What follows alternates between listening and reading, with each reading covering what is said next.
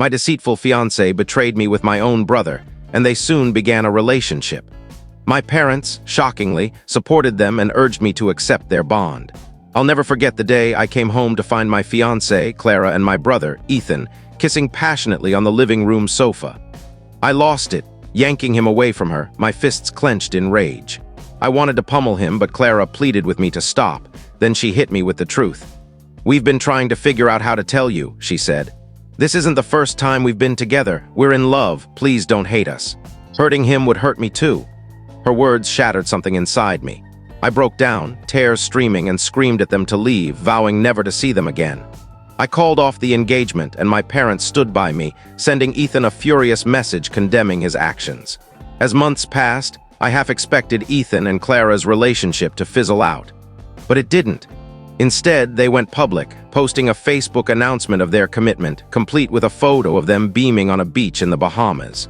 The caption made my stomach churn. Tears welled up as I stared at the post. I hadn't realized I'd blocked Clara, but not Ethan. My cousin texted me almost immediately, asking if I'd seen their post. I lied, saying I hadn't, dreading the sight of it. My heart sank as I unblocked Clara and scrolled through her page. They'd been together for months, posting from places that held memories for us. Her favorite diner, the cafe where we first met. The betrayal stung anew. I blocked her again to shield myself from the pain, determined to erase her from my life. Their relationship strained our family further. My friends confronted Ethan, giving him an earful. Other relatives reached out to check on me. At first, I pretended I was okay, but eventually I opened up about the emotional turmoil consuming me. They offered comfort and support. Months later, Ethan and Clara were still going strong. Despite my parents' initial outrage, their stance softened. They saw the seriousness of Ethan and Clara's relationship and began to believe they were building something real. Some family members argued that everyone deserves a chance at redemption, and that love, no matter how it comes, should be embraced. Even my cousin, who once berated Ethan, started to soften, saying, "At least they're happy. That's what you should want for them." But others held firm, insisting Clara had always had feelings for Ethan, even during our relationship, which explained their instant connection. These conflicting views sparked heated debates at family gatherings. This past Thanksgiving, I was reluctant to attend the family dinner, but my mom's tearful plea convinced me. When I arrived, Ethan and Clara were seated across the table from me. The long table was laden with food, filling the room with warmth, but the tension was undeniable. Clara avoided my gaze. "So how's work, Daniel?" my Uncle Tom asked, clearly trying to break the ice. "Busy as ever," I replied, keeping my tone neutral. Across the table, Ethan and Clara's hands were clasped beneath the tablecloth, a sight that felt like a fresh wound. "Clara's thriving at her new job," my mom said, her voice overly cheerful.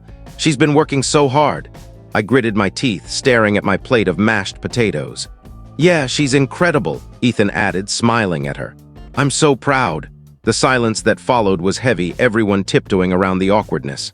"So, Daniel," my dad started, "any plans for the holidays?" "Not sure yet," I said. "Maybe just staying home."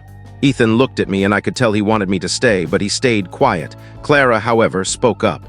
"I know this is hard, Daniel," she began, but I cut her off. "Stop acting like everything's normal," I snapped. My mom begged for a peaceful dinner, emphasizing it was Thanksgiving. "Peaceful?" I shot back. "You expect peace after what they did?" Ethan's expression hardened. "We know we screwed up, but we're trying to move on. Maybe you should too." His words felt like a slap. "Move on? You think it's that simple? You both stabbed me in the back and now you want me to pretend we're a happy family?" Clara's eyes filled with tears. "We never meant to hurt you, Daniel." "Well, you did a great job," I retorted. "Enough," my dad bellowed. "This isn't the place for this."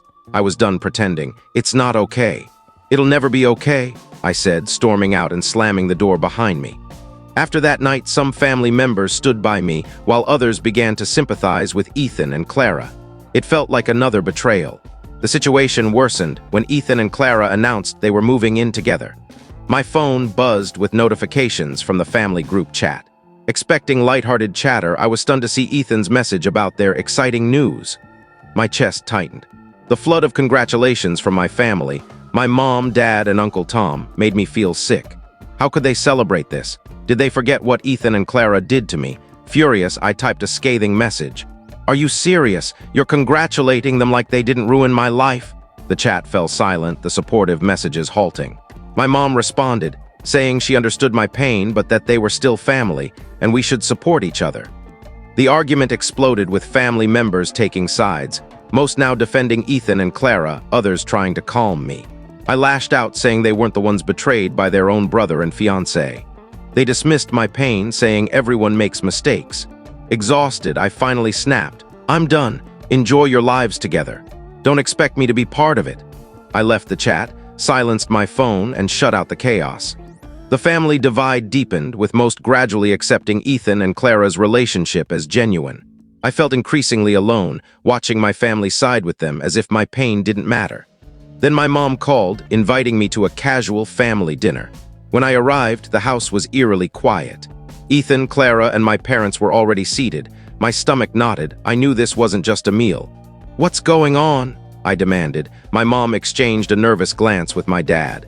"We just wanted a family dinner," she said. I looked at Ethan and Clara, their hands entwined. "What's this really about?" I pressed. Ethan cleared his throat. "I asked Mom and Dad to invite you. We need to talk." My heart raced.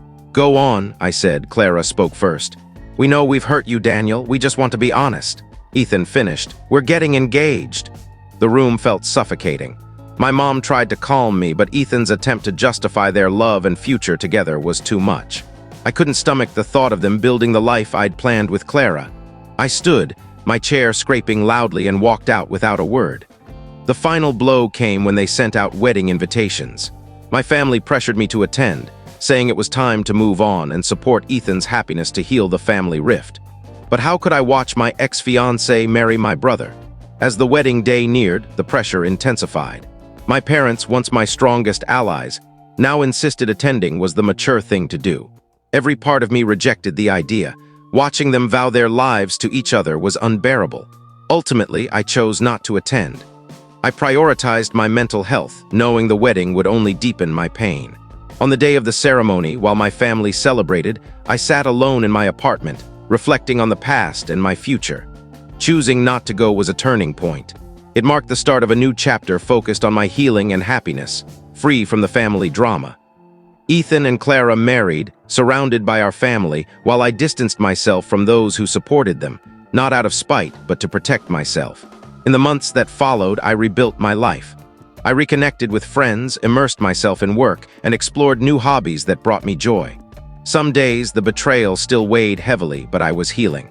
One day, while sorting through old photos, I found one of Ethan and me as kids, laughing together, carefree. The memory brought a bittersweet smile. Despite everything, he was my brother, and our childhood bond was real, even if tarnished now. I realized that while I wasn't ready to forgive Ethan and Clara, I could work toward releasing the anger and pain. Then, unexpectedly, I received a letter from Ethan. It was raw and genuine, filled with remorse and a longing to reconnect. He didn't demand forgiveness, but hoped for a chance to rebuild. I took time to respond, ensuring I was ready to avoid reopening old wounds. Eventually, I wrote back, saying I wasn't ready to forgive but was open to trying. Slowly, Ethan and I began to talk again. It was awkward and painful at first, but we made progress toward a new kind of relationship, not the same as before, but a start. Clara remained distant, someone I'd never be close to again. But I learned to live with their reality, focusing on my own path forward.